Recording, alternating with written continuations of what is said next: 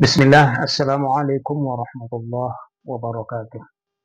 Alhamdulillah, wassalatu wassalamu ala rasulillah wa ala alihi wa sahbihi wa mawalah. Sahabat muslim dimanapun kita berada, semoga kita dirahmati dan dicurahkan karunia serta ditetapkan hati kita untuk berada di jalur yang diridhoi oleh Allah Ta'ala hingga kita menghadapnya kelak, amin ya rabbal alamin.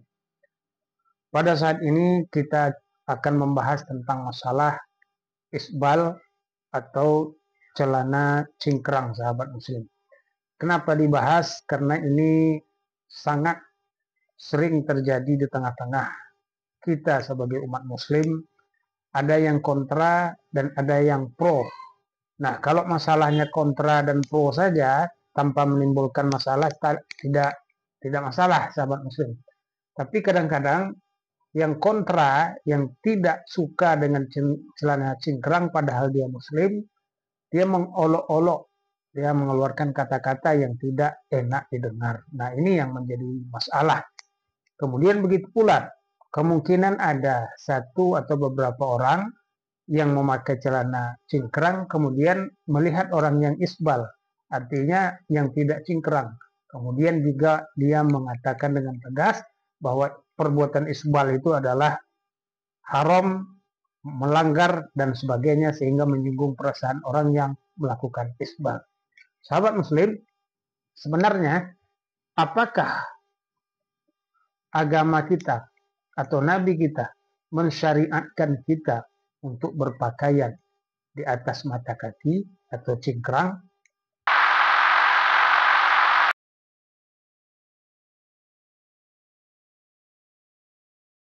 Sebelum memahami tentang masalah tadi ya, yang sifatnya diqayyidkan atau muqayyadnya, ini istilah pelakunya dan penyebabnya, gitu kan, penyebab dia kenapa melakukannya. Kalau dalam memahami masalah isbal ya, masalah hukum-hukum dalil syar'i, lebih cenderung ulama mengatakan memahami dalil itu secara global dulu.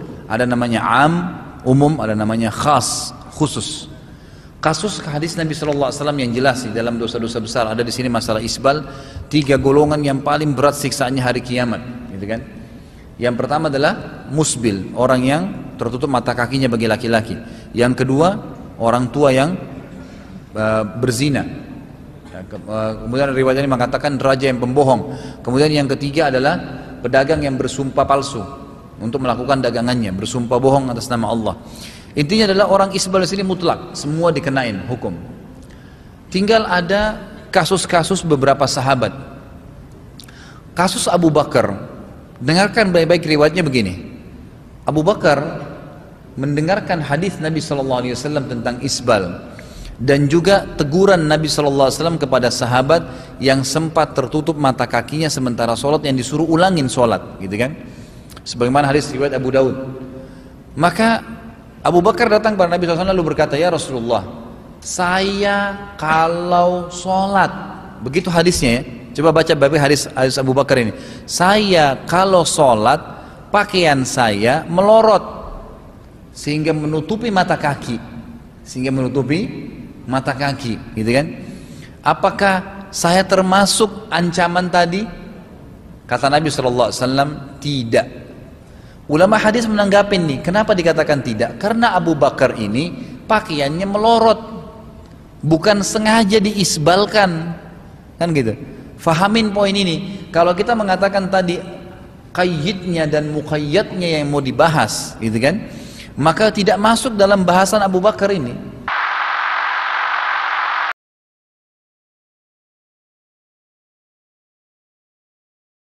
Kalau ada yang salah, ada oknum mungkin yang memang salah dalam beragama, tidak sesuai dengan sunnah, bukan berarti sunnah Nabi SAW kemudian ditentang dan ditinggalkan, apalagi dibenci. Kata Nabi SAW tadi, hadis yang kita bacakan, faman raghiba an sunnati falaysa minni, barang siapa yang nggak suka, mungkin dia mengamalkan jamaah tapi dia nggak suka, maka bukan dari golongan. Berkaitan dengan cingkrang nih jam.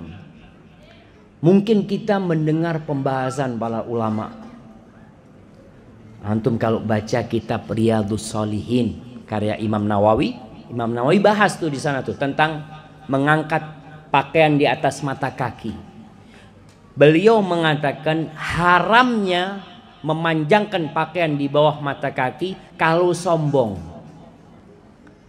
dan makruhnya kalau tanpa sombong. Itu pendapat Imam Nawawi. Artinya hukum yang terendah memanjangkan pakaian di bawah mata kaki itu makruh. Makruh itu artinya dibenci. Ini kalau kita bicara tadi pendapat Imam Nawawi. Sebagian ulama mengharamkan. Mereka mengatakan kalau tanpa sombong itu di neraka saja. Tapi kalau plus sombong, Allah tidak akan lihat kepada orang itu. Hati-hatinya banyak dalam hal ini. Terus sikap kita gimana sekarang Ustaz? Nah, Umar bin Khattab radhiyallahu anhu jamaah. Selesai dia ditusuk, darah itu mengucur dari bawah pusarnya. Umar bin Khattab dikasih minum susu itu, susunya itu keluar. Artinya sudah rusak isi dalam perutnya Umar bin Khattab. Dokternya itu mengatakan, ausi ya Amirul Mukminin, udah engkau wasiat sudah, udah nggak bisa selamatkan lagi. Lagi kondisi beliau di atas sakit seperti itu, ada seorang pemuda yang lewat di hadapan Umar bin Khattab radhiyallahu anhu. Dia bela sungkawa ya, memuji Umar bin Khattab radhiyallahu taala anhu. Kemudian dia pergi. Ketika pergi, dilihat pakaiannya itu menyapu lantai di bawah mata kakinya. Lalu Umar mengatakan, "Rudda alayya syab, rudda alayya syab." Kembalikan anak muda itu. Kembalikan anak muda itu. Setelah dikembalikan, Umar mengatakan kepada pemuda ini, "Irfa thawbak fa innahu atqa li rabbika wa anqa li thawbika." Umar mengatakan, angkat pakaianmu. Sesungguhnya itu lebih bertakwa kepada Tuhanmu dan lebih bersih untuk pakaianmu. Jadi sahabat muslim, jelaslah bahwa berpakaian cingkrang adalah syariat dari ajaran agama kita yang dibawa oleh Nabi Muhammad SAW, yang mana diamalkan oleh Nabi, oleh para sahabat-sahabat, sehingga kepada orang-orang yang soleh yang terdahulu, termasuk daripada ulama-ulama salaf. Kalau kita sebagai umat Islam ingin mencari aman, ya, lebih aman, maka hendaknya kita berpakaian cingkrang dan meninggalkan perbuatan isbal sahabat muslim. Meskipun ada keringanan dari pendapat ulama yang tadi disampaikan berkaitan dengan sombong ataupun tidak sombong. Tapi sekali lagi yang perlu kita tekankan bahwa ini adalah syariat Islam. Tidak boleh orang Islam itu sendiri mengolok-olok syariat yang dibawa oleh nabinya, Nabi Muhammad SAW. Kalau dia memperolok-olok, artinya dia membenci syariat yang dibawa oleh Nabi.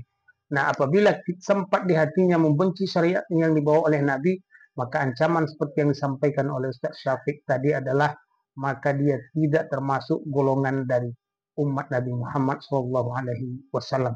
Demikian saja, mohon maaf atas segala kesalahan dan kekurangan. Barakallahu fikum jami'an. Wassalamualaikum warahmatullahi wabarakatuh.